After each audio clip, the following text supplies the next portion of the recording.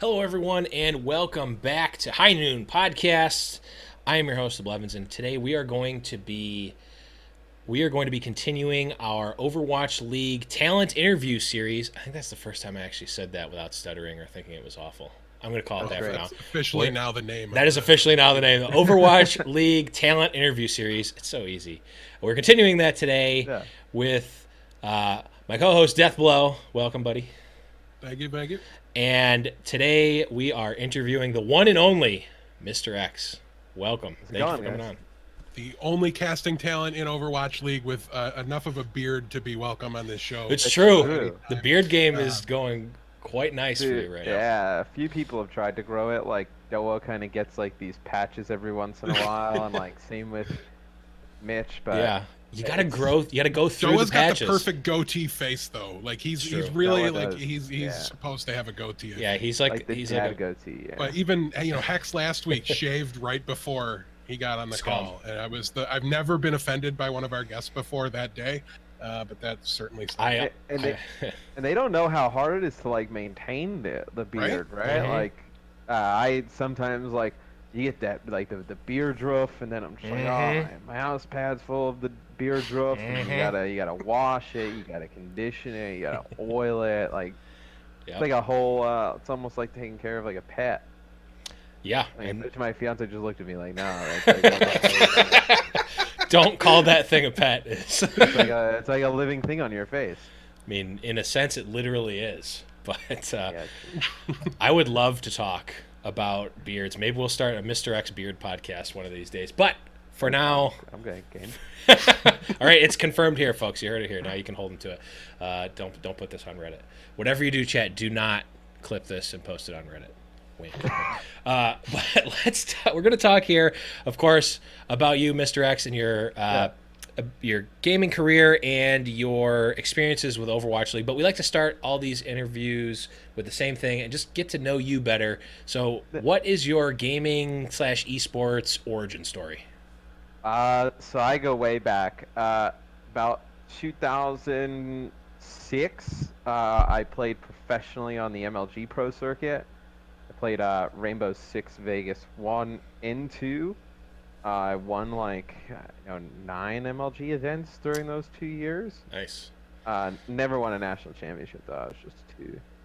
Like I would play really good through the whole year, and then the national championship, I would just kind of like mail it in, or my teammates by then. Pull an NYXL, if you will. Yeah, and then savage. I took about 2 years off, 3 years off from gaming, just in general. And then I came back and I qualified with the #1 seed for Call of Duty Championships for the Black Ops 2 years. So I played in that. I got smoked by Optic Gaming in pool play. And then after that, I had known one of the players, Crimsix, because I competed in Battlefield for a while too, which is interesting. I knew some of like I played with Winghaven and 2 Easy in Battlefield. Nice. Yeah, so. He asked me if I wanted to coach their team in Call of Duty, so I said, yeah, sure. I joined them as a coach. We won like 15 out of 17 events after that, including the Call of Duty Championships, which was like the $1 million event at that time. And then after that, they banned coaches from being in the booth for Call of Duty. So at that point, I was kind of thrown into the commentating role, in which case I started with Call of Duty, and then just kind of worked my way up into Overwatch League. And Overwatch was a game where I was so hyped about it coming out. Like I remember like being in the MLG offices with like Puckett and Benson. I'd be like, oh, look at this new game. It's gonna be like Heroes made by Blizzard. Like it's super sick. And I showed them all these things, so they're like, all right, whatever. And then closed beta started, and I didn't get an invite, but my fiance did.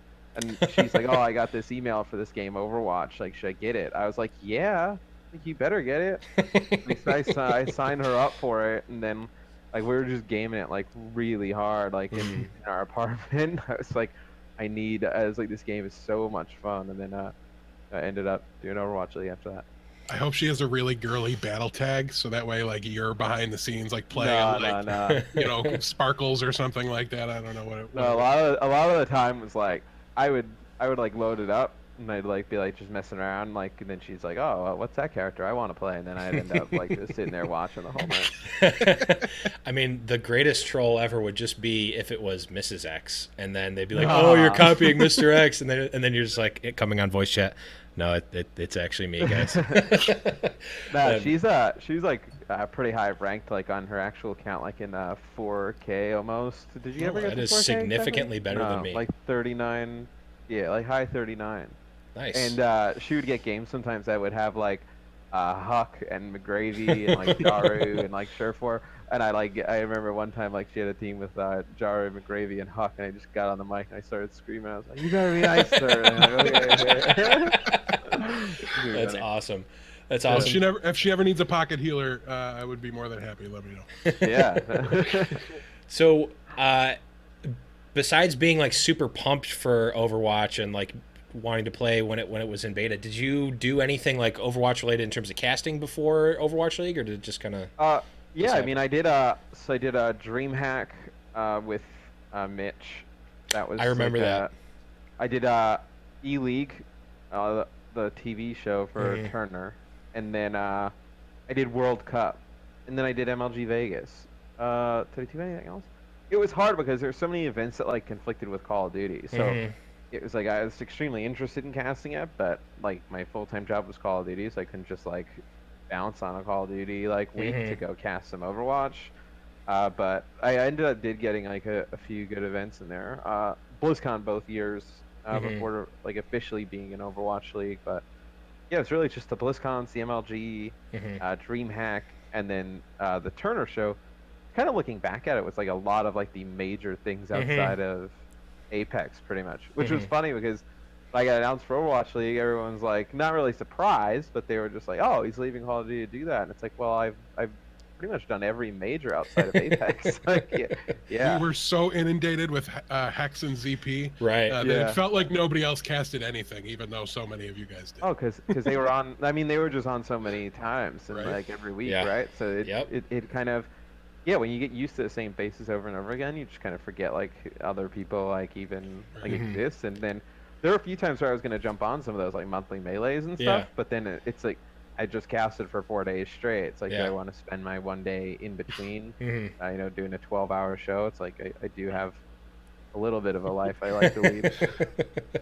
Yeah, and we're old timers here for Overwatch, so like we were watching and covering the scene before there were major tournaments. So like we Yeah. literally only knew X and ZP for the longest time. So you did a lot of the major conversations. So did it just naturally flow into when Overwatch League was announced? Like, hey, I really want to do this, or I should do this. Like, how did that conversation start? Yeah, it was a time where I kind of felt like I had reached like a point like where I don't know where I would have gone in Call of Duty in terms of Hmm. not really like okay like what do I do after casting or whatnot. It was just more of like I've gotten really strong at this. Like Hmm. where is the next challenge? And it's like the challenge used to be like learning all the new different Call of Duties each year, and like Hmm. obviously they have new guns, new maps, new modes. Like we have like different rule sets. Like and then it was just more Greenwald. of where does that go Hmm. like after that like I always like to be challenged by what I do Hmm. and then something I've never done was really cast another game Hmm. and when Overwatch League was announced I really loved the idea of like the city-based format and Hmm. like franchising that like because we've seen it in so many esports right where like teams just get ripped off like players just get ripped off and other Hmm. types of things and Hmm. whatnot so like that wasn't going to be a thing it was going to be a really strong structure from like the top down and that really excited me and then to work with somebody on a consistent basis Call of Duty Hmm. was fun because we were all buddies and we all just kind of like casted with each other and like Hmm. that was part of the fun of it but I really kind of wanted to see how good I could get with one person, like just Hmm. working with that one person like every week on some stuff. So those are really the exciting points. Obviously the game as well, right? Like Hmm. I just I mean I have like almost 1,000 hours played. Wow. It's like Greenwald. I don't know if I even wanted to admit that, but yeah, like I play a ton. And I just wanted to be involved in any way, Yeah, really. that's awesome. So obviously very passionate about Overwatch, but you had been doing or at least involved in Call of Duty since 2006, which is a long time. So what was it like? What was it like to make that decision to swap from something you've been doing for so long into basically a new venture? It was, I would say the weirdest part was just leaving a lot of the relationships I had with like the players Mm-hmm. and whatnot, because these are guys like some of them I had played games with when I was a pro player back in like Mm-hmm. 2006, 2007.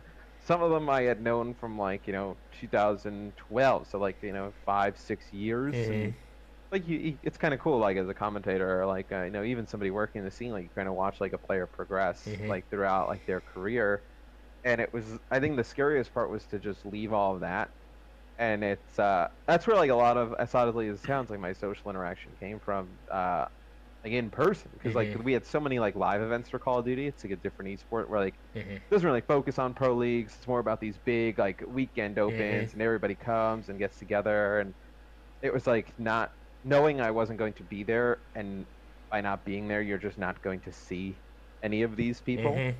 I think that was probably the weirdest thing. It's like you're almost committing to like a new group of friends. Like Yeah. that's kind of what it was like. Yeah. So for me, that was the scariest part. And then a lot of my gaming buddies come from the Call of Duty scene, right? Like I just game with those guys all the Mm-hmm. time. So it's like, oh, like am I not gonna really be like involved in the circle anymore and Mm-hmm. whatnot? Like that was probably the scariest part Mm-hmm. for me in terms of making the decision. Gotcha. Well, we want to shift the discussion a little bit here, Matt, and talk about Yeah. the first season of the Overwatch League. And when you were going into it, this is something that I'm always curious about. As somebody that constantly likes to set goals and try to improve and Yeah. get better at anything I'm doing, whether it's a game or no matter how stupid it is, really. Um, Going into Overwatch League, did you set any goals for yourself personally, or maybe you and Uber together as a casting pair? Things you wanted to accomplish or ways you wanted to improve? How do you approach that as a caster? Uh, as like a casting pair, I think we approach it in a way where like I don't really care for the self accolade type of things. Like I don't really care for the Reddit threads of that's he's doing great, like he's doing bad. Like that's Mm-hmm. it just doesn't really like I don't really care. I'm just more worried about like the product of like us together. Like if Mm-hmm. we sound good together, regardless of whether it's I'm doing play by play or he's doing like whatever it is, like we just like as long as the product together is good, I'm okay with it. Like that's fine by me. And then I think I came in with the mindset of like, okay, Mitch is really strong at bringing the hype, doing the play by play, like having those moments, like those are his moments, and Mm-hmm. then let me kind of figure out a way to fill the rest of that with Mm-hmm. really strong analysis. And then maybe it's not even strong analysis. Maybe it's like I just start a conversation between the two of us because the Mm-hmm. fights just kind of nothing really happened, or Mm-hmm. like picking my spots because I feel like you get in the like what I didn't want is like him to be super high play by play, me to talk about the game, and then back to play by play, and then talk about the game. Like it just like it's almost like when you're watching a show and like you kind of know what's gonna happen, Mm-hmm. like because and you almost tune it out after a while, right? Right. Because like you kind of understand like the rhythm and the flow of it.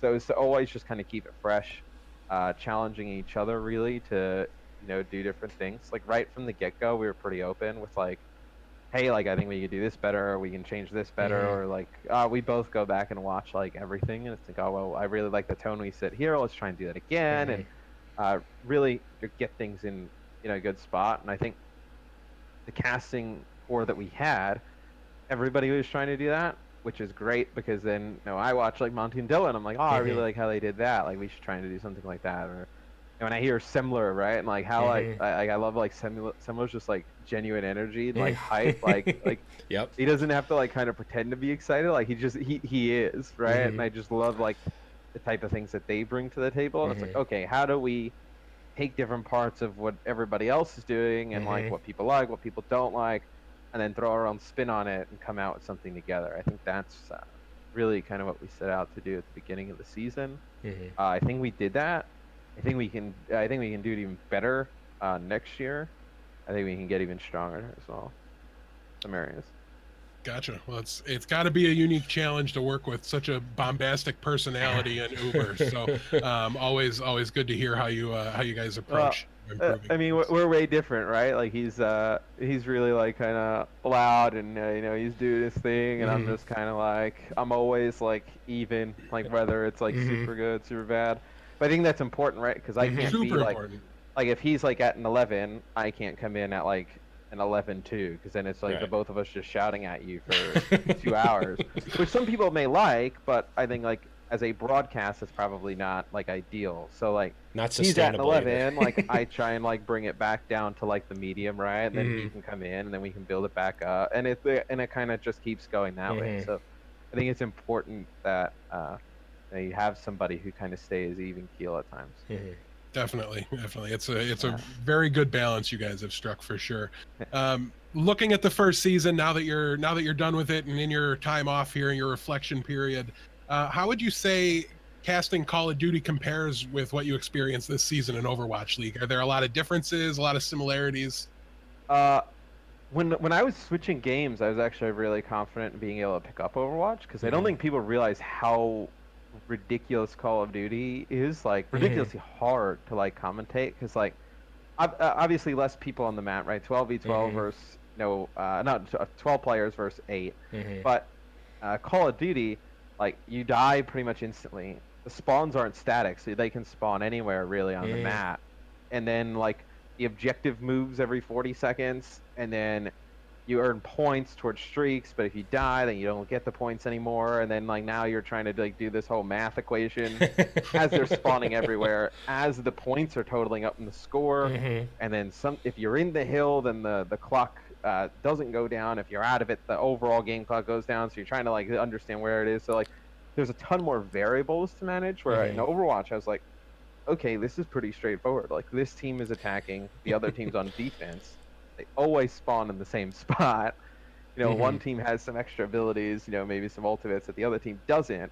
I think it was just for me, it was getting the pacing down of how much Mhm. time do I have to analyze a fight and then go back to him Mhm. without him missing the first half of like the next fight. Like that Makes was the sense. biggest adjustment for me. Mhm. And I think after a while, I realized like it just kind of depends on the meta. Like Mhm. if the meta is like really slow, like I have like a ton of time, right, to just try vamp and talk and Mhm. what happened and all this. But something like dive, where it's like the fight never really ends. It just kind of Mhm. keeps on going. It's everywhere. Like I have to be like short to the point, like get it across and then get out so he can set up the next fight and go right in. Otherwise it throws us both into this loop where like now like he thinks like he needs to keep going, so now he's doing half the analysis and then I Mhm. keep going into play by play. So I think that's like that was the most difficult change coming in, but like pace of play was not really too difficult because we had games in Call of Duty where a guy would like have like 50 kills on like 35 deaths, and it's like it's like it's one guy like who's seeing 80 engagements on a map, Mhm. times that by 8. It's like you're seeing like just Yeah. it's literally just bodies everywhere. You might be the Yeah. first person I've ever heard say that Overwatch is pretty straightforward. It's pretty easy It's to just such a understand. calming Yeah. experience to watch and cast. Yeah. Yeah, no, it was like it's definitely not the take that a lot of people have. But I Mhm. think if somebody were to go watch like Call of Duty, for instance, Mhm. like we didn't have the luxury like early on of like having multiple cameras and spectators. Oh, Mhm. that's another thing. We were also controlling the spectator while trying to cast Mm. as well. Mhm. So it's like you're controlling this caster mode that's moving at light speed, players spawning everywhere, points coming down, and then you have to know like all the different maps, like which maps are played on which modes because they Mhm. change. So it's like there's a lot more to deal with, I think, overall. Mm. Which now, like coming into Overwatch, it just seemed like it was going to be a little bit more straightforward. It was really Mhm. just kind of learning like what the pros think and what they value in certain Mm. situations. Well, the next question I have for you here, you might see coming because of how many times he's Yeah. already come up in the questions where his Yeah. name wasn't even written in them. We're very big fans of your casting partner Uber. What is it like to work with a partner that's so over the top, wacky, has all those goofy phrases, and Yeah. it's got to be hard at times to kind of keep your composure. Yeah, at times it is. It's fun though. He kind of reminds me of I used to cast a lot with Maven from Call of Duty, who's just as like ridiculous, just Mhm. as wacky. Like he'd show up wearing a wig or like he'd like do just like insane stuff. And I kind of it felt like the same. I think Mitch, though he's very hard on himself. Like he always wants to do like extremely well, and then I think sometimes like I need to kind of like have him like step back a little bit. Where like we're casting, he's like, "Oh, I didn't really love it." I was like, "Dude," I was like, "It was like 10 seconds of like 20-minute match." It's like sometimes you gotta let it go, right? Yeah. Like it's just gonna happen. So I think I think we work really well together. I think we're both in the same mindset of extremely motivated to like always try and be the best or like get better. And then I think right from the get go, like we were really open with like feedback with each other, like what I thought he could change up, what he thought I could change up, stuff that he's liked from I know other casts that he's done, and stuff that I've liked from other casts that he's done that I think we can kind of like bring in. And I think, obviously, I think season one we were really good. I think there's a lot of stuff that we didn't even get to in season one that, like, I think we were trying to get to that I think we can bring in for season two, and I think we can be even stronger together. But he's a ton of fun to work with.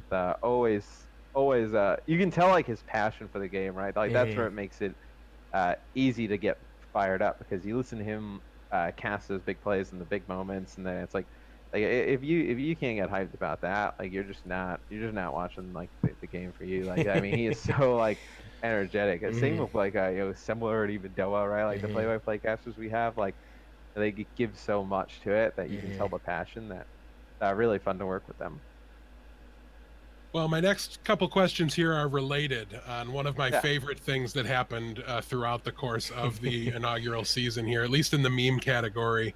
I'm very curious. What are the dimensions on the famous Mr. X box? The box, dude, the box. We don't. I don't actually even know. Like, the box was just always there, and then I think it started because the preseason, like the first game that we casted, I didn't use a box, and then the second game they were like, "Oh, use the box," and like I just grew like in like a few hours span, Yeah, I remember and then that. and then it like and then we were just like, oh, like let's just like ham it up. So we were just like stacking boxes on top of each other to the point that like we wanted to one day put enough boxes that like all you saw standing next to him were boxes, and then we were gonna put my shoes on top of the top box, and then I was gonna stand to the side. Uh, That would have been great. but yeah, no, I never got to do that. Like, we just We didn't even will have enough edit the boxes, VOD but... and take this out, and I Oh, want to no, see no. that preseason Oh, season two. my dog's just going crazy. That's okay. Frankerzy's in the chat. We Yeah, understand. your dog likes that idea. It's a great Yeah, idea. he loved it. But I don't even know like where that's really where the boxing like originated from. It was weird because like I've used a box like before to stand on to like castings of people who were taller, but it never became like a meme, I guess. And then this time though, it's like all I got tweets about like for the whole preseason. It was like half of the subreddit was like just about the box. Yeah. Like, all right, like let's roll with it. Like let's have fun with it. Like, sure, I don't really like I never take that stuff kind of like personal. Like even when they come out the box, like for the talent takedown, I was like, oh, it's all in good fun, right? Like, Yeah, it was some people are definitely short, fun. Dude. Some people Right? are short. Can't do nothing about it. I don't get bent out of shape when I get tall jokes, so I got to imagine it's got to be Yeah. similar for short jokes. So it sounds like the box was actually production's idea. It's not something that you said like I don't want to be really short here. I want to, can we get me something to stand on? So if it was their idea, like if you were to like twist your ankle stepping off the box, would you get workers comp? How would that work? we may need to try that out. I don't think so. I don't think so. Yeah, the off season's enough time off. Dude, the talent takedown, I almost like fell off the box. Like you can see, like I stepped on it, and then like the next person was coming out. It was Bren. I like wanted to see, and I like kind of like almost stepped off of the box, and I was like kind of like a little wobbly. Because it wasn't in its natural habitat, the box.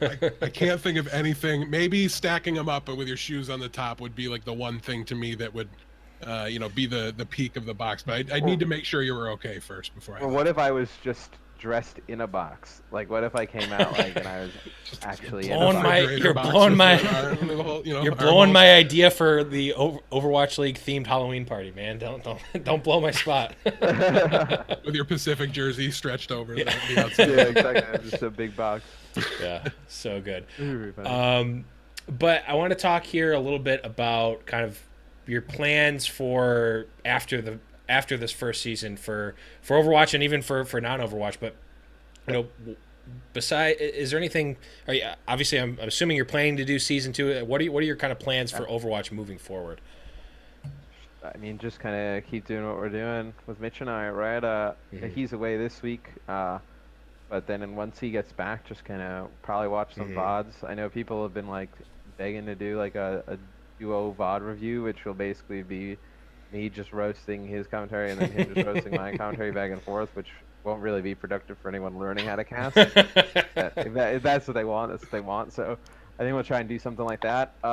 Just I think it's important for the off season to just kind of like step back and not, because the season's long for the players, long for everybody, right? I think it's important to just kind of step back a little bit, like take like a mental breather. Like something I told some of the younger guys when they came in, I was like, you can't treat Shanghai, Dallas on a Wednesday as the same as like a Seoul, New York on a Friday, right? Like you can't, because if you treat every match at that same level, you're just gonna burn yourself out by the time everything matters, like at the end of the year, right? Like people are gonna remember like the playoffs, they're gonna remember stage 4, they're gonna remember the finals. Like if you ask a bunch of people, they probably wouldn't even remember what happened like stage 1, stage 2, stage 3. Like I think you need to be good at the end. So I think just take a long mental break. You know, I've just been enjoying the time with my fiance, my dog, my frost mage. And I saw you've out. been streaming some WoW lately. Yeah, no, I've been playing a ton. It's a game I've played since I'm like, 13, 14. Like I've just been playing it forever. But just take a little bit of a mental break. Always like I do watch like all the World Cup stuff that's going on. All like even the scrimmages between the World Cup teams, keeping up with the players on like what they're doing in the off season and whatnot. So that's why I have to come in like day 1 of season 2 and like just kind of have to do like a million hours of prep, but also not to burn myself out in the off season by watching 8 hours of Overwatch a day trying to figure out like what's the meta, and then like by the time the season starts again, who knows what it's actually going to be. So I think it's for me in between the seasons, it's a lot of rest, looking back at what worked, what didn't work, and then maybe even a few maybe Mitch and I would do like a few like practice casts between to see like how things like just to keep up with it. But I mean that's really it. I think though we've casted so much together now where it's not like we came in as a new duo where like it's like, oh well, what are we gonna do? I don't know, just throw the mics on, let's see. It's like we kind of have an idea now, like a baseline of what to go off of. I'm just putting it out there. One thing I want to correct you on real fast, Blevins. You said not many people remember what happened in stage 1. Us Outlaws fans remember, okay, man? We remember it vividly. That was the golden time in Overwatch League. That, everybody is different. When not having a tracer was an all right thing. Well, I said it's more of like for the desk guys to kind of like try different stuff out like early on, right? See like where you fit your like niche and like what people like and how people can better understand what you're trying to get across, like even in terms of the game. Like don't kind of just like lock yourself into like this really like hardcore analyst role just because like the title is an analyst. Like just kind of figure out a way to like entertain, weave that analysis in and whatnot. Yeah, for sure. I'm just putting it out there. If you and Uber or any of the talent for that matter are looking for some practice games to cast, maybe we can get some pro pugs going on and with some pro casters. No, that'd be fun. That'd be fun. I messaged, I tweeted Jake to add me to the pug group in case they needed a Widowmaker specialist. Nice. I'm sure I'd be fine. Just kidding. I was going to say, how did you handle that particular rejection? Yeah, no, it's tough. I don't think I'm ready yet. Now you've got footage out there. You've got VODs from the on stage. You have on stage experience. Just study it, you guys. Mickey said I was the body shot god. That's true. That is true. I want to ask you one other question here for kind of the postseason and Overwatch moving forward. You mentioned earlier about how, in a way, you reach your almost like your peak in Call of Duty in terms of what you could learn and what you could challenge yourself with. So moving forward with Overwatch, what do you see in the short term and even the long term of what is that next challenge for you for casting Overwatch? I think for season one, I think yeah, I was really strong in like the analysis role and filling that time like I mentioned like with Mitch and I, and then back and forth with questions, creating conversation. Hmm. I think the one thing that I didn't do as much, and I don't know really why. I think it must have been with Call of Duty I was so like me and Maven and Courage, we went back so many years that it was easier to just kind of like joke around and like have a good Hmm. time. Where I don't know if I really showed that side during Mm. season one. That like I can be super funny. Like I can kind of like have a laugh at it, which I don't know if I could even work in because then like if Mitch and I are both being ridiculous, then Hmm. like it just kind of comes off like absurd. Like there were a few times where I got him like during the season, but I Uh-huh. think there's more of an opportunity for me to expand in that regard and kind of uh, craft a role or kind of figure a way where I don't know if Overwatch is a game that really needs like the analysis in game to be super in depth. Like we have so Hmm. many great analysts like outside, like for the Hmm. desk, like Sideshow and Reinforce, and I know Brennan Crumbs. Like Hmm. there needs to be stuff that like I can't say everything in the game. Like I need to Right. leave them some stuff for like the Hmm. halftime and the post game. And it's how do I kind of create like a fun way to bring it out during the game? Hmm. And I always kind of keep in my mind that sometimes like when the game's moving so fast, like I can tell you everything that's happening in a fight. Like you just saw it, like you may not even kind of remember, like or even see the players on the screen. So Hmm. to even take some of the analysis and even shorten it up a little bit, Hmm. and keep it more like if I can just tell you the two most important things about a fight, like Hmm. did you really need to know about like the positioning of a guy you didn't see fighting a guy you didn't Right. see, and now like you're in your own head like where the hell is this happening, and then like by the time you figure it out, like we're already like two fights in the future, Yeah. right? So it's shortening it up, add a little bit more personality into it, even more. I think towards the end definitely it was getting there. I think that's Hmm. why like Mitch and I were like, no, we want to just keep going because I think it would have gotten even better like as we kept going on. But I think that's the goals for season two for me. Awesome. Awesome. Death, you want to? We want to talk a little bit about the talent takedown too. Sure. Yeah, sure. So what were your expectations? What did as a team you guys think was going to happen when you got on that stage and faced off against your opponent? And I mean, everybody talked a lot of smack, but if we can Hmm. kind of wade Yeah. through it a little bit, what did you think your chances were? Did you guys think you were going to get it? I thought if Reinforce didn't play tank, we would have taken it. And then Sideshow just kind of fed, but I should have expected that. Yeah, but I think for a lot of those guys on our team, it was their first time ever playing on a stage like that. Mm. Mhm. Like I had played at all the events I competed at. I played at like Hmm. Call of Duty Championships. Like I was on stage with all the games that like I coached like in Hmm. front of like hundreds, thousands of people. Like I was like kind of used to it, and I could tell like after the first half. Hmm. Uh, no, when you're on stage like that, I think the best way to explain it, and I was even saying it to Johnny and Alberto in the car, because they're former pro players as well. I was Hmm. like, when you're playing for the first time on stage, and the game just feels like it's moving like at a million miles an hour. Like it feels like it's going like 10 times faster than what it is, Hmm. and then everybody's communication is like in light speed. Like after the first half of Kings Row, we won, but everybody was speaking like that, and I was like, "Yo, you guys need to chill out." I was like, "There's no way like you guys are gonna be able to keep this going." I was like, "So you guys are talking so fast," and it wasn't even like useful information. It was just like, "Oh, I'm dead." It's like, Yeah. where, how, Yeah. what happened? Should I go Yep. over there? Like it Hmm. was just kind of like, this guy's weak. Where is he weak? How weak is he? Like, should I challenge that? Like, it was just really chaotic, I think. And even after I could realize, because like everyone's face was kind of like, wait, that's it? Like it's over? Like it just happens. Like when you're on the stage, it just happens so quick Yeah. that I think that's a little bit of what happened. And then Johnny playing Hammond, like that's totally unfair. Like he's like a top 500 main tank, and then he just rocks up playing Hammond. It's like we didn't really. We had a team full of like DPS and Zen players as well, so it's like didn't really help us in and, that regard. and you also had a control. Or no, was Malik on your team Nah. or? Oh, okay. Oh no, he was on our team. He was on our team, but he didn't play with the controller. He did. I thought that he didn't play with the controller.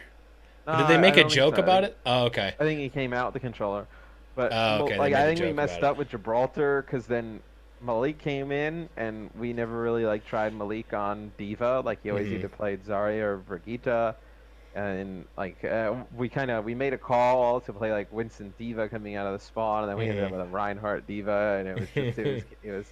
Then you're playing like Reinhardt Diva, Brigitte, Genji, Widow. Like, it just made no sense. Like Kings Row, like we didn't have an off tank for like the whole second stage of the map. Like it was just kind of everyone got I think really frantic, kind of panicked once Johnny started playing Hammond. I think up until he was playing Hammond, it was fine. And then once he started to play Hammond, it was like, oh god, like he's just putting so much pressure on us that like nobody really knew. We didn't have somebody who could play Ana. Curtis there. Hammond is really strong against Zen Mercy, and that's all we could play. So it was like, oh, there's not much we could do there.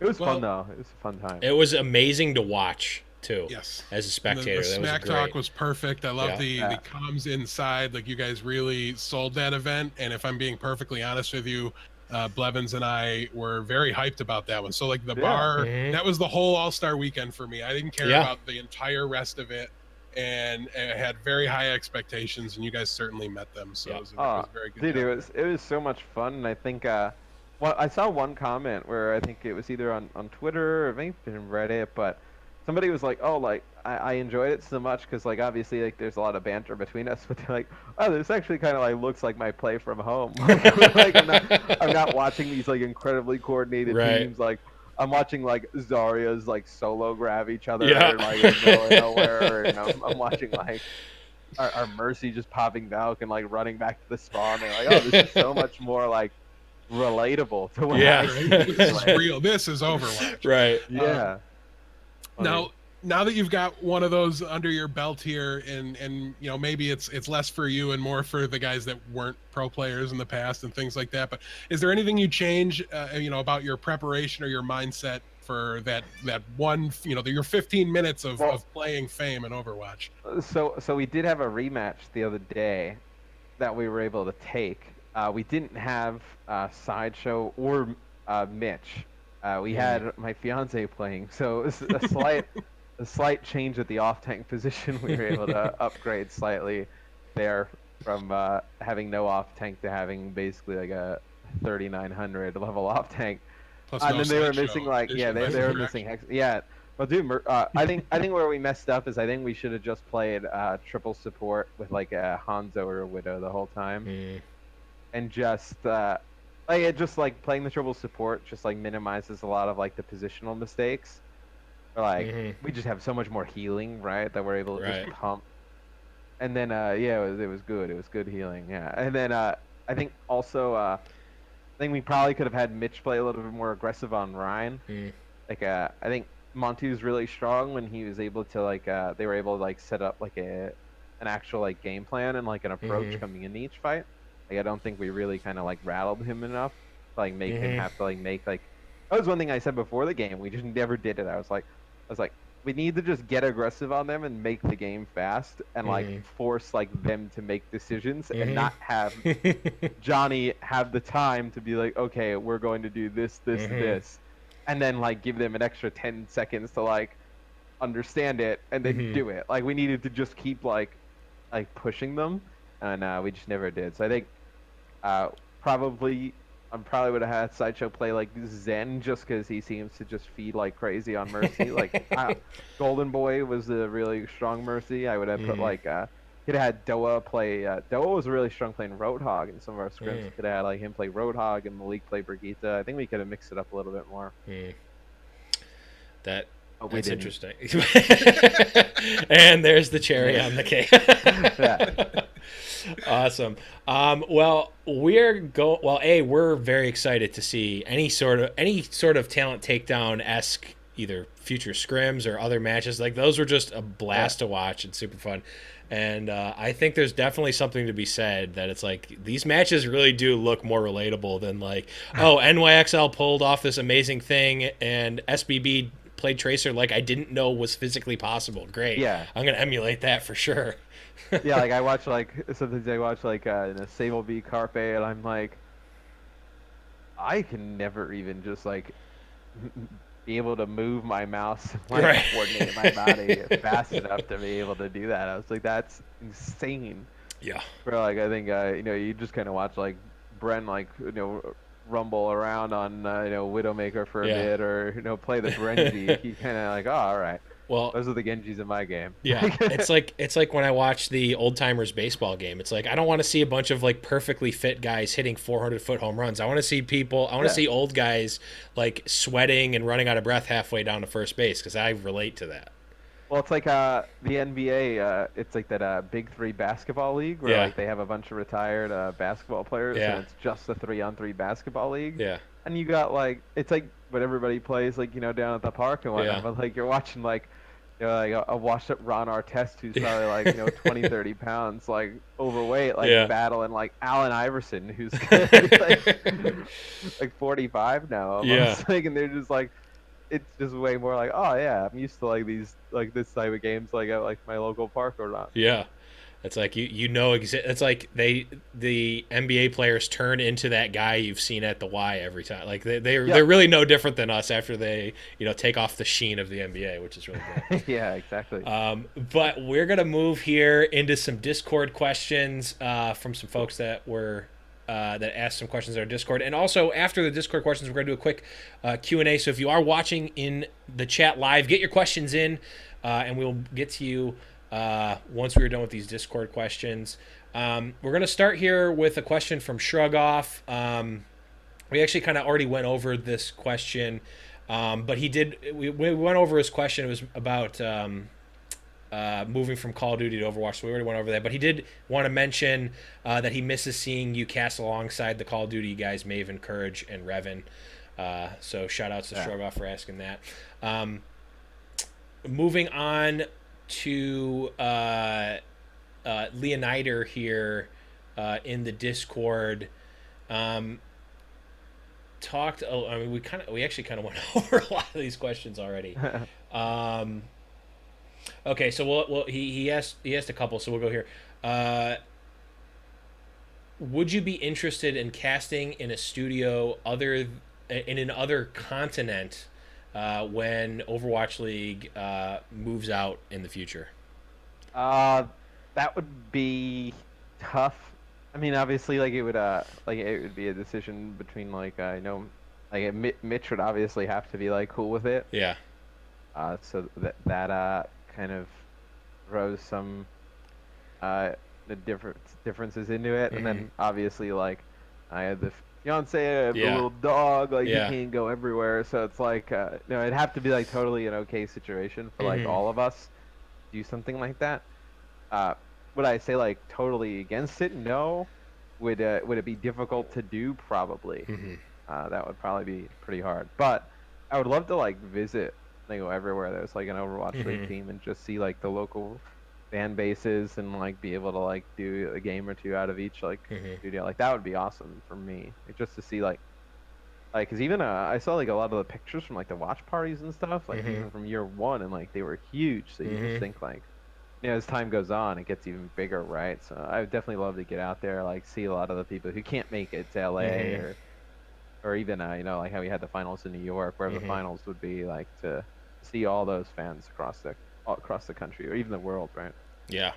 I went to I made it to the Waypoint Cafe for the NYXL 5 Deadly Venoms. I did some stuff for that. It's just like a crazy experience being like in that group, because those guys are just so passionate about it. Yeah. Before we went out, when I went out to eat in New York for Barclays, I stopped by Waypoint. It's funny. I saw like all those guys there. It's funny. I was actually there at that event, but I was in the back on one of the computers when all of you guys came in, and I hear like all this cheering, and I'm like, what is everyone? What is? Because like those guys, like for what it's worth, all those guys at that cafe are like very excitable, and like there was like cheering for everything and everyone.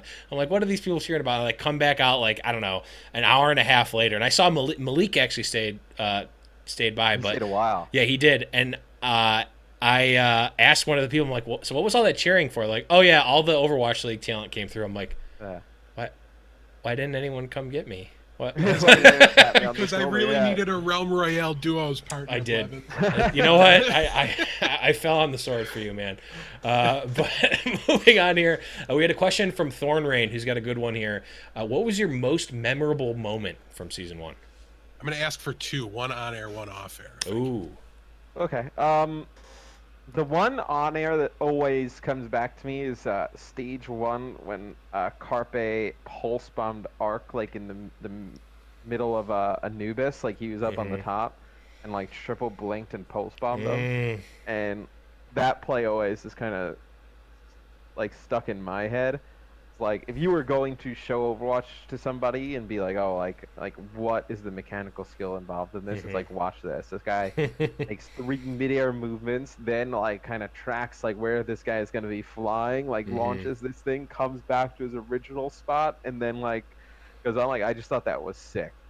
And then I think off air, I think the rehearsal days leading up to Overwatch League, probably like because we all like knew each other, right, from like different games, and like I know we've hung out a bunch, but to get everybody like in the arena and like actually like we had talked about this thing for so long, like you have to Monty and Doe, obviously, they had like a whole year where like everyone like kind of knew they were doing Overwatch League, and Overwatch League was going to be this thing. But I remember when like we were announcing teams, and then like we were adding more talent to the team, and then like to see everybody like actually in the same spot, like doing a actual rehearsal for like the show, like that kind of really like it set in, like, oh, like we're like this thing's actually going to happen. Yeah, this thing we've just kind of like talked about for a while, and like and we've just talked about it. It's like the people at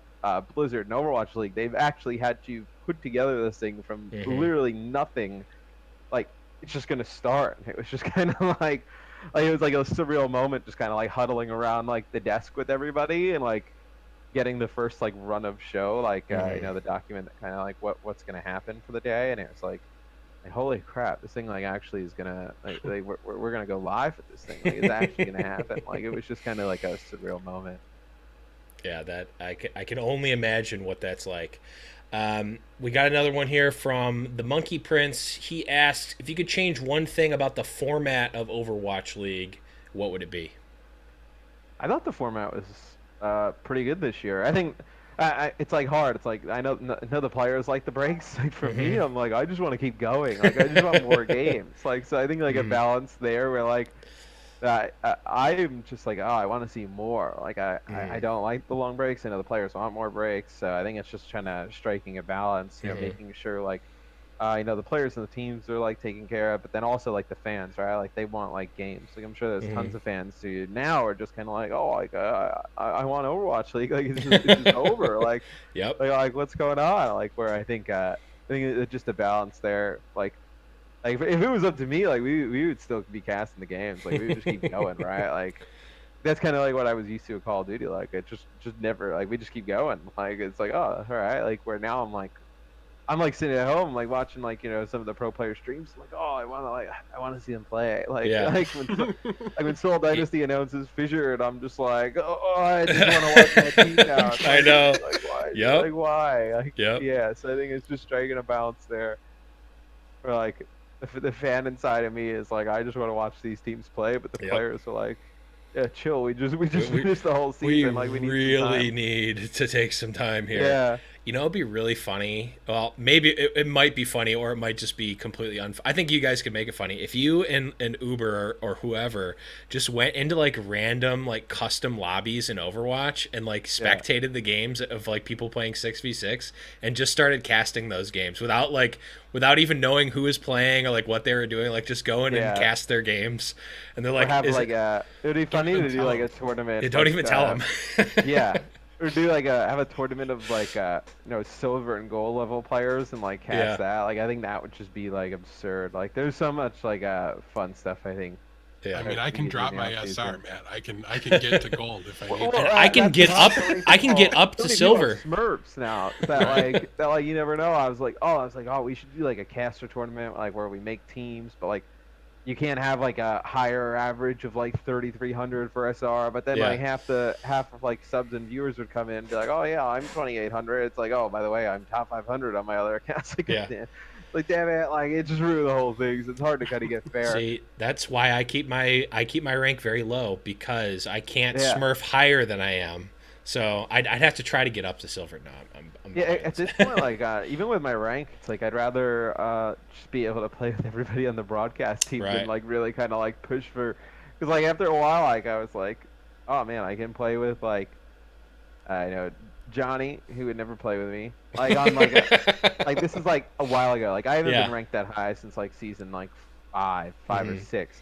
Like at that point, I could literally play with my fiance, and that was about it of all the people I knew. So it was Yeah. kind of like it was super limiting. And Mhm. now it's like I'd rather be in the area where everybody's around and that I could play Mhm. with. And even if we go 50-50 and like my SR is not great, like whatever, I can just play DPS, hang out, Mhm. like be able to like stream with everybody and play Yeah. some games. I think that's really where my mindset's at. Like I think like in the prep up to it, I was like, oh, like really grinding, like super hardcore, like oh, I Mhm. gotta get this rank, I gotta get this rank. And now that I've taken a step back and put like my childishness aside, where I'm playing for a number on my screen, Mhm. like okay, like let me just play like with my buds. Yeah, you in age you kind of learn that it doesn't really it doesn't necessarily matter what you're playing as long as you're playing it with your friends. So, Yeah, it's difficult. Like now that I just find like groups of people to play with, like and yeah. it's like weird. It's like I remember growing up like playing games. I think it's just because the communities are so large now. Like when Mhm. I was first starting to play like Xbox, Mhm. and this is when Xbox Live was first like put on, Mhm. and it's like everybody knew everybody. Like even if people Yep. weren't on your friends list, you're like, oh, I played against that guy 2 nights ago, or like, oh, I played against this guy the other day. It's like now it's like there's so many players, like it's hard to kind of have these little communities. Yep. Yep, so good. And the last Discord question we have here before we go into the Twitch chat Q&A, this was actually a really great question that I saw from Raycor, and I think we're probably going to end up asking it to all of the talent here because it's just such a great question. What's your elevator pitch for esports when talking to someone who doesn't know or understand the scene? Yeah, it's this is one that I've run into a ton of people, and Mm-hmm. it's just kind of like they don't understand what it is, or it's I kind of it's no different than you playing basketball in like the highest level of basketball league, right? Mm-hmm. Like we have the same teams that are franchise, jerseys, whatnot. It's Mm-hmm. just the game is on a computer as opposed to being something out there physical. Mm-hmm. And I think as time goes on, right, you see, kids are losing interest in baseball, right? Mm-hmm. The games are too long. Yep. I know football. No, when we have kids, like I would be kind of skeptical of having them play football with like all the injuries and stuff going on right now. That like esports is something that I think is growing into those kind of categories where Mm-hmm. the younger kids are really passionate about it. I know it stimulates their brain. Like obviously, playing these Mm-hmm. games, they meet a lot of different people from all over the place. They get exposed to so many different things. Mm-hmm. That for me, I think esports really is like the future in terms of Mm-hmm. what sports in general look like. It's almost kind of weird that we're even saying esports still, Mm-hmm. when like it really kind of is trying to get into like that Yeah. sports type of thing. And Mm-hmm. I think the thing that's most relatable about esports is like I can't just go play in the NBA today, right? Right. Like I can't go play MLB or Mm-hmm. baseball, right? But when you watch somebody play a video game, you can go do that, Yeah. like from your house. Like you can make that happen. Like That you may minute. not be the best, but Yeah. yeah, you may not be the best. You may never get there, but there's no physical restraint Mm-hmm. or no really like injury risk to get there. It's just can you develop like the mechanical skill and put in the time, where I think it's just much more accessible to like a larger group of people. Mm-hmm. And even like as stupid as it sounds, like I remember my brother like played lacrosse like growing up, and Mm-hmm. like the equipment is expensive even Yeah. for like baseball, lacrosse, and stuff like that, right? Hockey. Like Hockey Ice is hockey insane. ridiculously Yeah. expensive. Yeah. where like you can do it from your home. Yeah. Right. Not to Yeah, mention all like the camps and Overwatch stuff. is $40 done. Yeah, done. Yeah. Right. And you're done for X Ever. amount of years. It's not like it's not Right. like it's not like no, oh well, now you've kind of gone into middle school, so now you have a different like bat restriction. Oh, by Right. the way, the bat's an extra $400 if you want Yup. one. It's Yep. great. It's like, oh yeah, you got to get a new glove as well. It's like Yeah. I think esports is just really more accessible to a larger group of people than I think traditional sports. Yeah. I would say outside of basketball Right. is one where every park has a basketball hoop. Yeah. All you need is a ball. Soccer men- too. Yeah. A little bit. Soccer Yeah, too. soccer too, right? But I think Mhm. that's why you see the NBA and soccer are like two of the largest sports worldwide now. Yep. Like the NBA is like growing at such like a fast rate, like Mhm. all over the world, and it's because it's so accessible to a large group of people, which I Mhm. think after you look at obviously basketball then soccer, I think esports kind of falls right into that. Yeah. Yeah, and then kids just have to become 9 feet tall, and then they're going to be in the NBA. Yeah, exactly. They really need to That's- patch baseball. I think that we're Yeah. really in we need of a baseball. we need a new meta. Yeah, we pretty need a much. new- I read an article about it was like 2 or 3 days ago. I think it was in the New York Times where they had guys who were actually working on like different ways to cut down the length of time of baseball games and make it more watchable. Yeah. Well, And the first thing they said was 7 inning games. makes sense. But that kind of looks like a too radical of a change. And then the other Really? thing that they said that would cut down on about 30 to 40 minutes of actual game time would be if your team is in the lead, you would only have 2 outs as opposed to 3. Huh. Interesting. They said that shaves about 30 minutes off of the actual game Huh. time, That's and it interesting. didn't really affect many outcomes, whereas 7 innings affected a ton of outcomes. Interesting. So they are literally thinking about patching baseball. Yeah. They're Well, gonna- the thing is they're going to have to, basically. baseball is such like a historic sport Yeah. that they'll probably never change stuff like that. But then if they never change anything, it's like in 2 years, who's gonna want what 15-year-old kid wants to spend 4 hours, just sitting there Right. watching a baseball game, right? Right. Like even Yeah.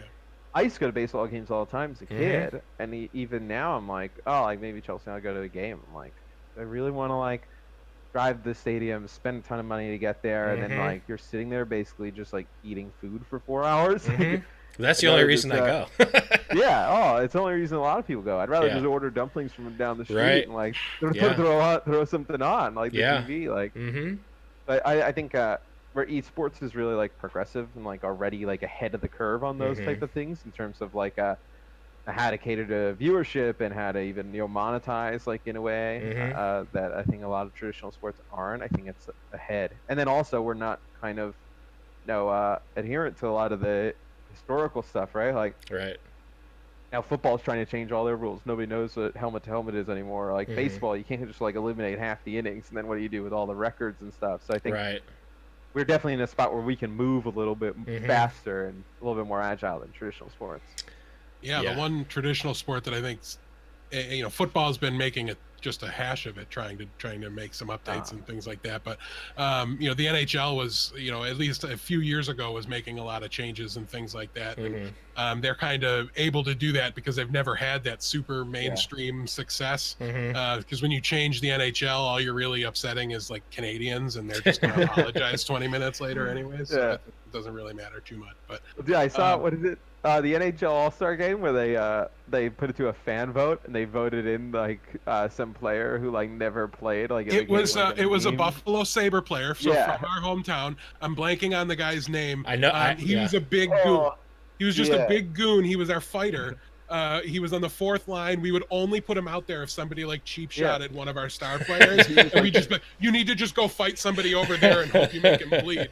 It was like John Ryan, I think his Yeah, name. he's like the leading vote getter. Like, Yeah. like he And started. they like kicked him out. Like they found a way to make it so that he couldn't play Yeah. or Yeah. whatever. It was They really just unfortunate. they literally T-Mobile MVP'd it for the Yeah. NHL. Exactly.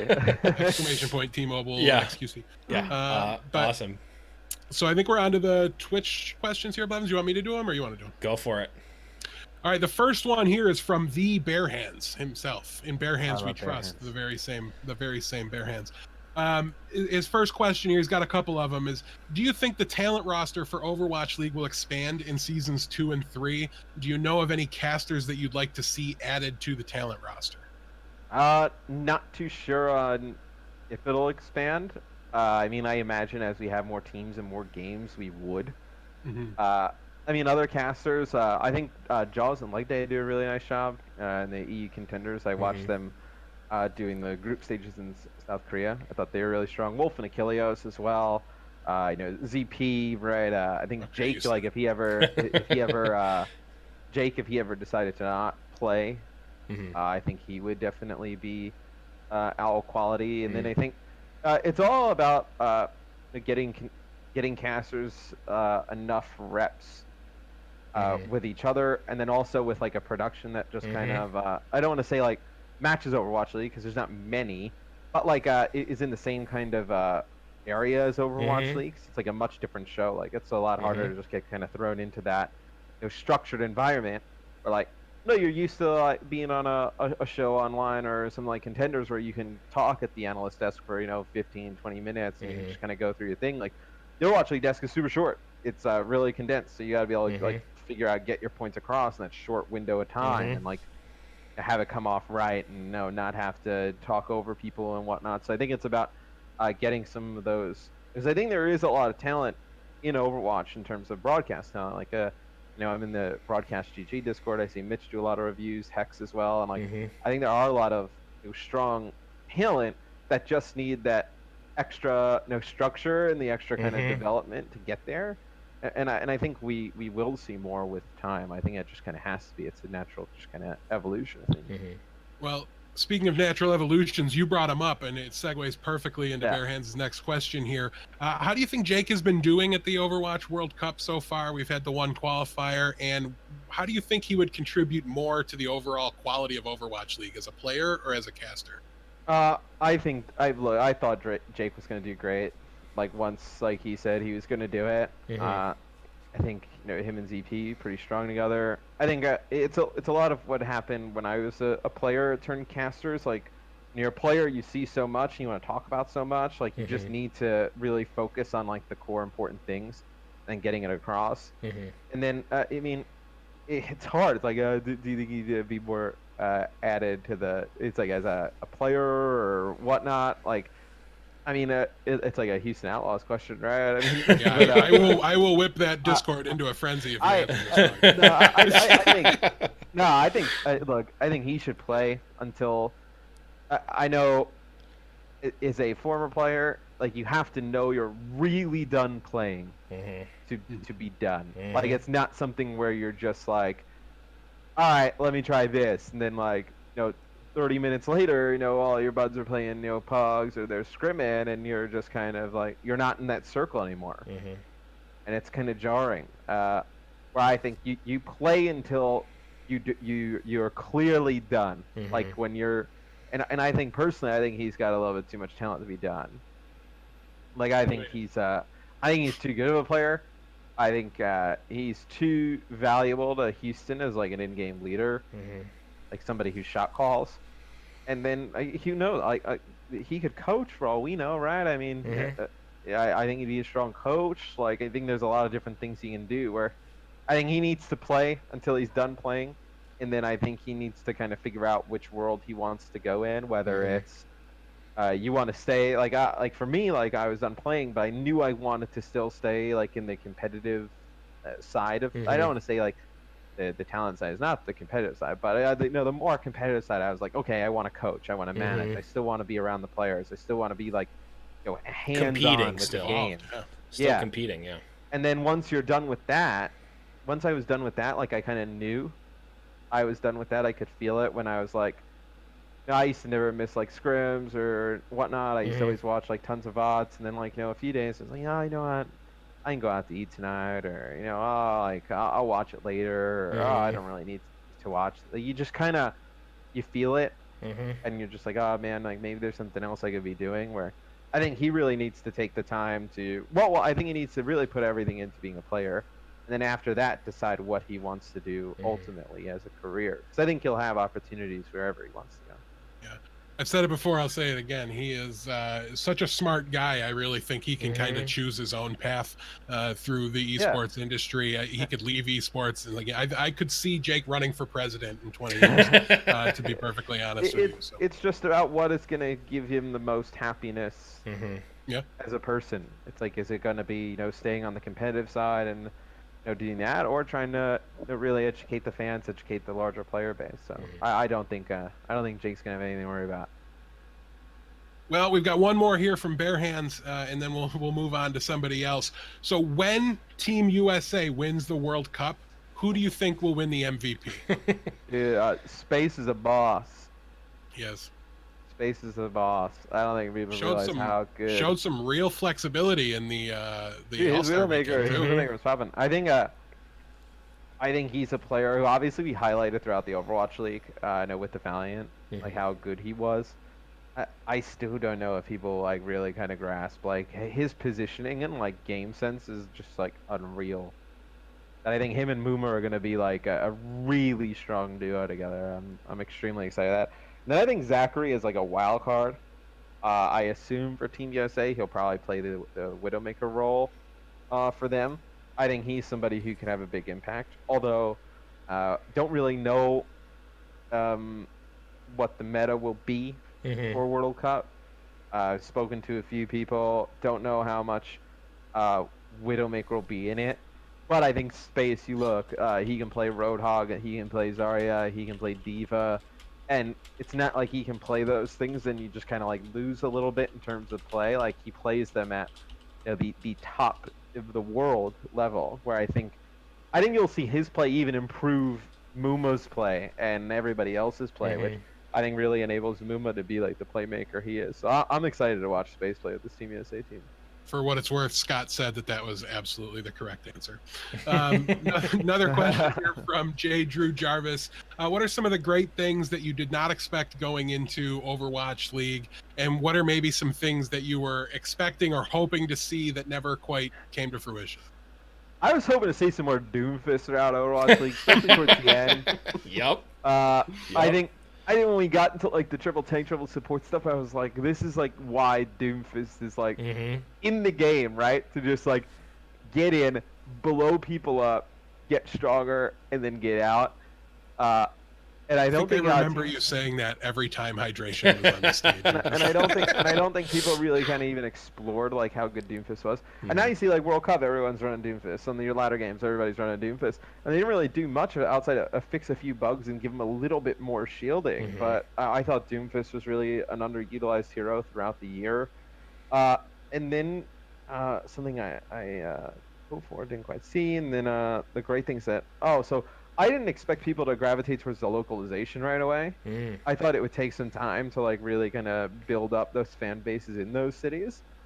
And then we had a group of 3 dudes who came in, and we had a few throughout the year, but the first time I think it was 3 dudes right at the beginning of the season. They drove from New York to LA I remember that to watch NYXL play, and I was like, holy! Like it's like if people are that attached already.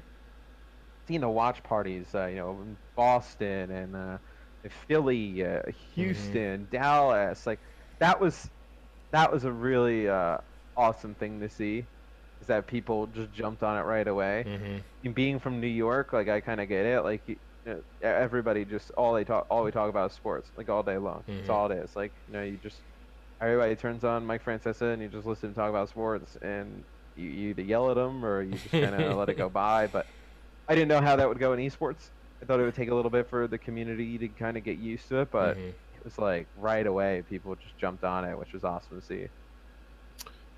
All right, and Harris Sherwani wants to know if you can talk a little bit about some of the releases that happened today. Specifically, we had Gambler retire from the Seoul Dynasty. Yeah. We had Wizard Hyung leave the NYXL. Boston released Kaleo, Snow, and Avast, and the Gladiators released iRemix, Asher, and Silk Thread. Are any of these really high-profile cuts, things that surprised you, or really anything to add about these roster decisions? I think I think a good chunk of those players. Well, okay, so I think Silk Thread will probably end up on another team. Like I think he has too much flexibility. Like I think he just brings too much to his squad. A lot of them were kind of expected. Like when Note started to play really well for Boston, like and even play the Zarya role, like there wasn't really like a really strong niche for Kalios to really fit in. So I think that makes some sense. I mean, some of these guys we never really got to see play on the Overwatch League stage. I think it opens the window for some of these teams to whether it's like trade for other players, sign players from contenders after the exclusive window. Uh, I think it's really about getting those roster slots right, having them early. You know, being able to assess what happens after uh, the exclusive period. I think with the Wizard Young thing, I think that is now usually you see a mutual release and it's like okay, yeah, whatever. Like it's not a mutual release. I think that probably was a mutual release because you got to remember he was the analyst for the team, right? He wasn't the head coach. Pavane is the head coach of NYXL. So I think if you're Wizard Young, you probably feel like you can coach a team Right. at this point, right? So I mean, maybe he feels like he's a little bit above, just a data analyst, and maybe he feels like he can move on to another role.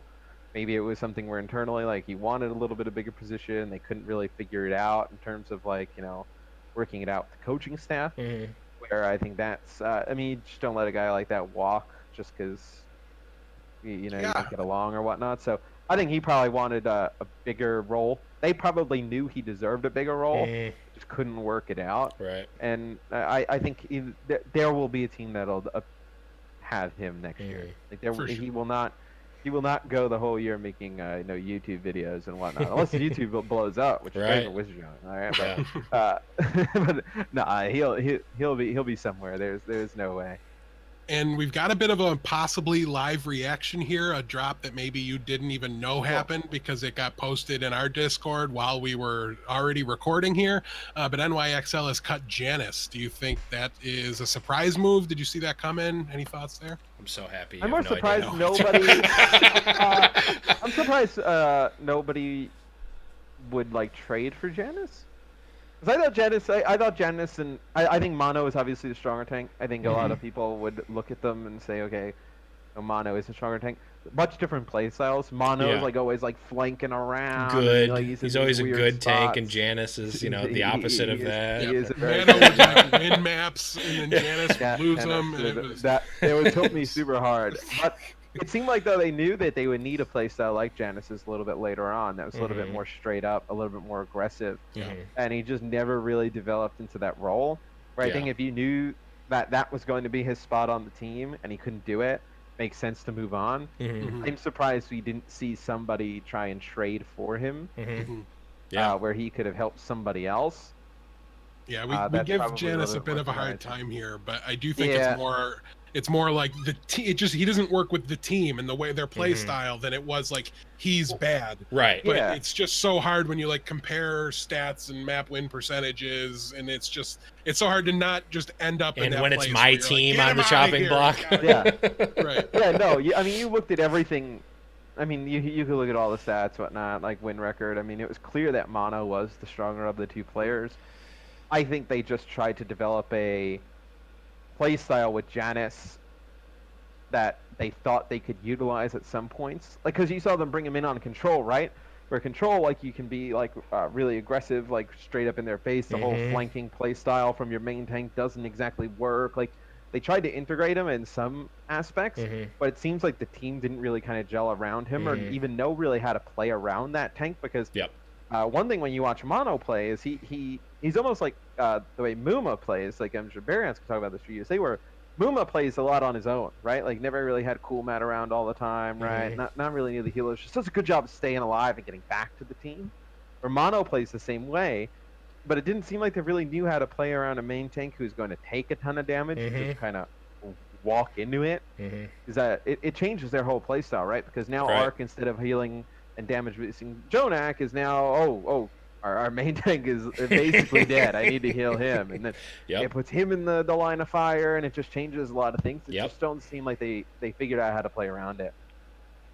I thought he would have had a ton of trade value. Like Yeah. even somebody like Kuki, who's obviously they have Fissure now. I don't think they've announced anything with Miro or Kuki, but Kuki as a tank who speaks both English and Korean, like you would think he has a ton of value Yeah. to some other teams out there in the league as well. So I think for me, it's more of a surprise that if some of these guys didn't end up like traded to other teams. Maybe there wasn't enough time to work out some trades, and Right. then it just kind of happens. But that's a little bit where I'm at. Not really surprised about the names, but surprised about that they didn't end up in some kind of deals to make Yeah. to other teams. We talked about that with I think it was like IDDQD, who, like, for what it's worth, didn't really play in season 1, but still has like that pedigree of being a good player, and like it just seems like there's some business aspects on the back end that we don't see, that these trades aren't happening. It's just releases. Even IDDQD as a personality. I mean, obviously the new teams will have a window, but if you're a new team who's trying to get some kind of identity, Right. you can pick him up today, and maybe he doesn't play all the time, right? But he instantly brings fans to their side, right? That may not have been there before. So I think, and then you don't know what you get as a player. Like I thought IDQD probably could have played a little bit more early on for the Shock. Once they got Architect and Sinatra, and I know even Dante was killing it for like a while. Like I mean, that's the hardest part I think with IDQD situations. Like Baby Bay was pretty strong at times. Yep. Same with Dante. Sinatra was really strong at the end on Tracer. Architect was sick on everything. So it's like, where does he fit in? Like, you had too many strong DPS players there, where I think he could find himself in the Overwatch League again. On another roster, I think constructed a little bit differently. And then I think we'll hit you with one more here and then let you go. Yeah. We're over our hour time. Okay. If you could pick, now we're going to enter a hypothetical world here, Matt. Okay. We're going to say This one's from Thornrain too. Yeah, this is from Thornrain, and we're going to individual cities now. Everybody's going to play from their own cities, and every city and every team needs to have their own casting pair. What is your dream city, and what is your dream team combination for you to be the caster for? Oh, why is it Houston? No, certainly not Houston. Houston or Dallas would be fun because they got a lot of my Call of Duty buddies down there. I know some of the Optic Call of Duty guys moved down there. Maven, one of the guys I used to commentate, a lot of the players I used to manage live down there. So that'd be kind of cool. Courage is down there as well. That'd be kind of fun. Going back to New York would be cool. Obviously, I grew up in New York. My family's there. Friends are there. That'd be kind of dope. I would not love the commute if it was in New York City, but maybe I could get over it.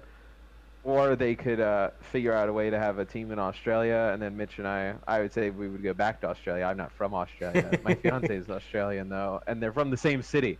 Really? So somehow, yeah, get a team in Adelaide, Australia. I'll be there. That's awesome. I don't know. Yeah, probably not a. Keep you and Uber together for sure. Yeah, there you go. We both go to Australia, live on the beach. We cast it like it'd probably be like the next day. You'd see the matches or whatever the time difference is. Don't listen. I just want to say, don't close the door on Toronto. I know a couple of bearded podcasters you could hang out with in your off time if you were you're nearby, just like an hour away. I visited Toronto a bunch of times. Like a pretty cool city. Yeah, right? It's like clean New York City. Yeah, no. LA. I mean, I like it in LA. The thing about LA is like coming from New York. It's like everyone in New York was like super passionate to be from New York, and like everybody in LA is just not even from LA. Like everyone's here just for work and stuff, right? So like, you don't really meet a ton of people who are like, "Oh, I love LA." Like I don't know if I've ever heard anyone say that. Nah, after like the cold weather and whatnot, like I'm good. I don't need to deal with snow anymore. Like I like this whole sun thing. Like it's totally cool with me. Even though I don't really go outside or utilize any of it, like I'm totally cool with not having to go out and deal with snow and the cold, and I'm good. Keep that stuff away. As he sits next to his air conditioner, right? I sit in my room where I take the blind all the way down to block as much sun as possible. But I mean, there's a bunch of cool cities that I would totally be okay with. I love London as well. Like I love traveling to London. Like I love being there. Just a really fun atmosphere Great group of people. We're going to focus on the first two you said because Houston and New York are our teams, respectively. Okay, there you go. We like those answers quite a bit. Although Houston, if New York, if Toronto is real, if that is actually a real thing, who knows? Because we're very close. The fake Australian team I made. Yeah, and Yes. Yes. Adelaide. Yeah. The Adelaide what would they be Antlers. called? The Anglers. The Anglers. Yeah. Ooh, I that's thought a it would good be one. like the Avalanche or something. I don't know. Do people fish in Adelaide? No, they don't. So the Anglers. Do they have mountains? Do they have deer? They kind of fish. They kind of fish. So there we go. Any mountains? No mountains. No mountains. I've been there. I can confirm there are no mountains. We'll workshop it. We're pretty good at we'll get things sometimes. We'll get it all going. We'll get something down for sure. But that is going to take us right to the end here. Mr. X, thank you so much for being on the show. The floor is yours. If there's anything you want to shout out, plug, anything, it's all, it's all you. No, thanks for you guys having me on. It's a ton of fun. Just chat Anytime. like Overwatch in general. Yeah, I miss it. Like after the regular season, I'm like, I want to just chat Overwatch League and Hey, if you whatnot. want to start the beard podcast, you've got two guys that have sizable beards. And then just thanks to all the fans tuned in.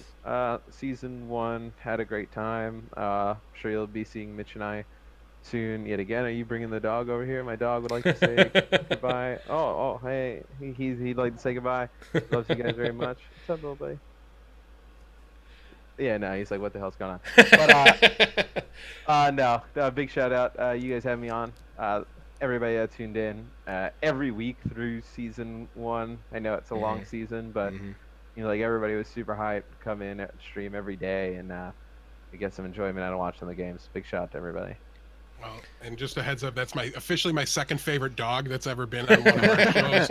It didn't have a chance to beat Thornrain's dog, who jumped up on his stove and was eating his dinner behind him. Like while it was cooking. Yeah. Hands down the funniest thing I've ever seen on our show. That's actually pretty funny. Yeah. It was pretty great. Because everyone on the show saw his dog eating his dinner, but he didn't see it, so it was just great. It's like happening behind him. It was amazing. But that is going to be it, guys. Again, huge shout-outs to Mr. X for coming on, and huge shout-outs to the Overwatch League for letting us do this awesome interview series. But for Mr. X, for Deathblow, I'm the Blevins. Remember, guys, it's high noon.